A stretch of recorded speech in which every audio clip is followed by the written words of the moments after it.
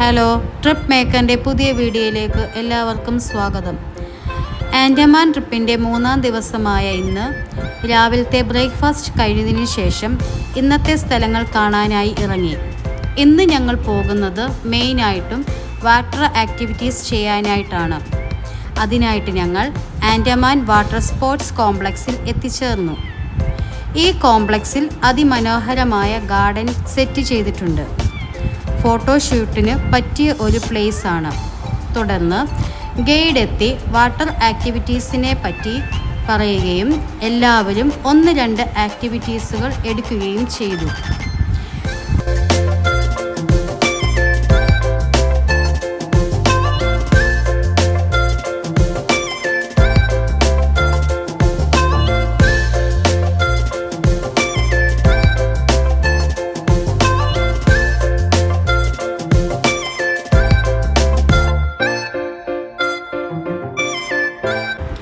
ഞങ്ങൾ എടുത്തത് ഗ്ലാസ് ബോട്ടും സെമി സബ് മറൈനുമാണ്.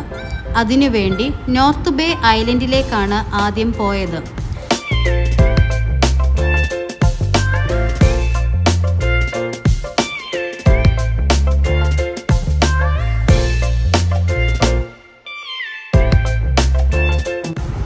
കടൽമാർഗമുള്ള യാത്ര അതിമനോഹരമായിരുന്നു. ഫസ്റ്റ് ആക്ടിവിറ്റിയായ ഗ്ലാസ് ബോട്ടിൽ 10 പേര് അടങ്ങുന്ന ഗ്രൂപ്പുകളായി തിരിഞ്ഞ് കോറൽ കാണാനായി പോയി.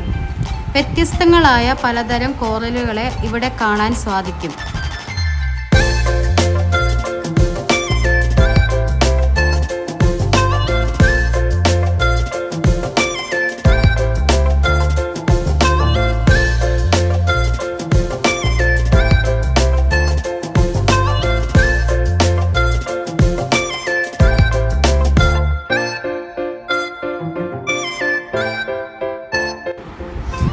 തുടർന്ന് ഞങ്ങൾ അടുത്ത ആക്ടിവിറ്റിയായ സെമി സബ് മറയിലേക്ക് കയറി. ഇവിടെയും പലതരം മത്സ്യങ്ങളും കോറലുകളുമാണ് നമുക്ക് അടുത്ത് കാണാൻ സാധിക്കുന്നത്. 2 ആക്ടിവിറ്റീസുകളും വ്യത്യസ്തങ്ങളും മനോഹരവുമായിരുന്നു.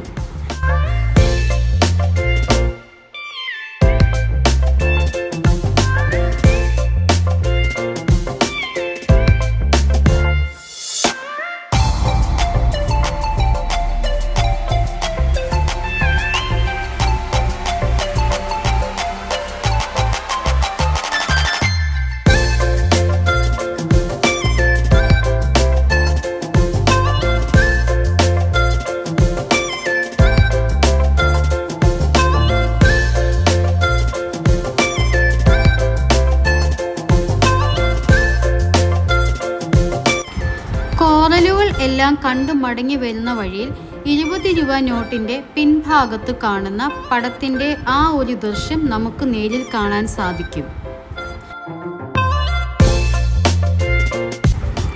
ദ്വീപിൽ റെസ്റ്റ് ചെയ്യാനായി റെസ്റ്റിംഗ് ഏരിയയും ഷോപ്പിങ്ങിനു വേണ്ടി കുറേ കടകളും ഉണ്ട്. തുടർന്ന് ഞങ്ങൾ അടുത്ത ഐലൻഡായ റോസ് ഐലൻഡിലേക്കാണ് പോയത്.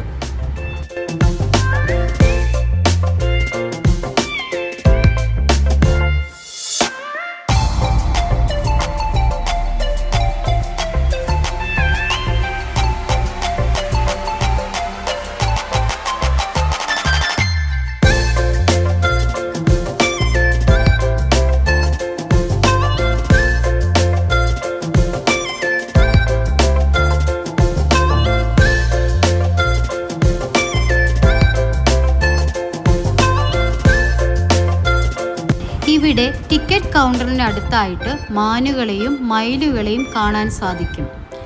ജാപ്പനീസ് യുദ്ധത്തിൽ തകർക്കപ്പെട്ട ബ്രിട്ടീഷ് കെട്ടിടങ്ങളും ചർച്ചും അക്കാലത്തെ ഓഫീസുകളും നമുക്കിവിടെ കാണാൻ സാധിക്കും.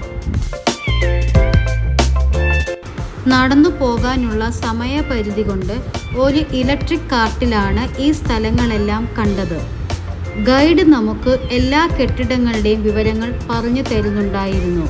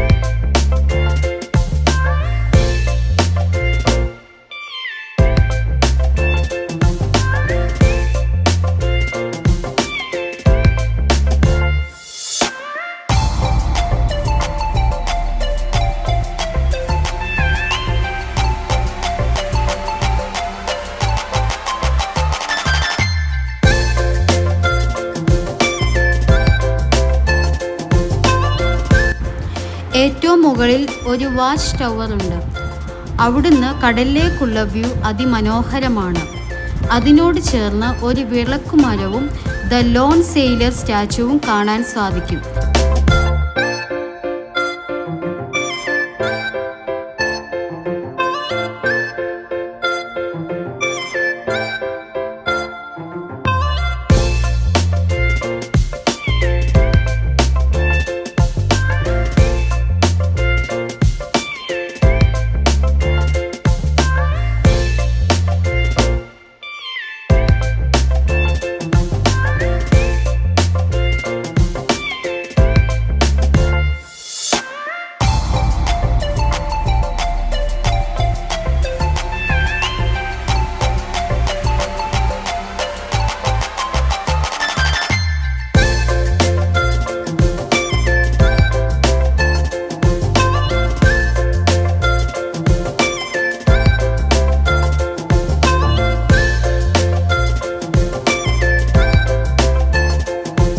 ഇവിടം അതിമനോഹരമാണ്.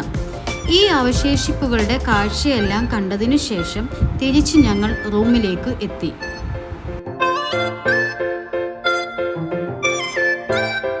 വൈകുന്നേരം അടുത്ത ഡെസ്റ്റിനേഷനായ കോർബിൻസ് കോവ് ബീച്ചിലേക്കാണ് പോയത്.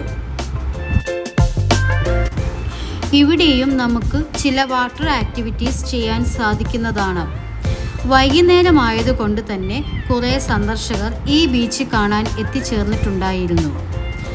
വലിയ ബീച്ച് അല്ലായിരുന്നുവെങ്കിലും ഇവിടുത്തെ കാഴ്ചകൾ കാണാൻ അതിമനോഹരമായിരുന്നു.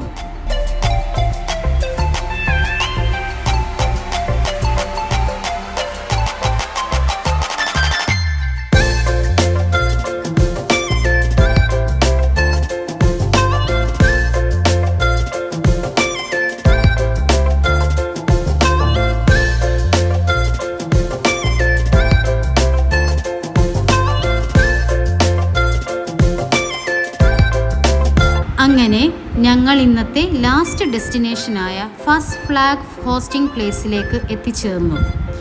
എല്ലാവരും ഇവിടെ കുറേ ഫോട്ടോസുകളും വീഡിയോസുകളും എടുത്തു. തിരിച്ചു ഞങ്ങൾ ഞങ്ങളുടെ അക്കോമഡേഷനിലേക്ക് എത്തിച്ചേർന്നു. ഇന്നത്തെ 4 ഡെസ്റ്റിനേഷനുകളും അതിമനോഹരമായിരുന്നു. ഒരു പിടി കാഴ്ചകളും ഓർമ്മകളുമായി ഡേ 3 അവസാനിച്ചു. വീഡിയോ ഇഷ്ടപ്പെട്ടാൽ watch, share, like and subscribe ചെയ്യുക.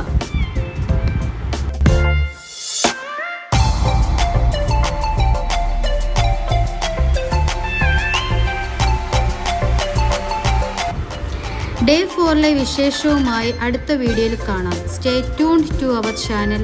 ബൈ.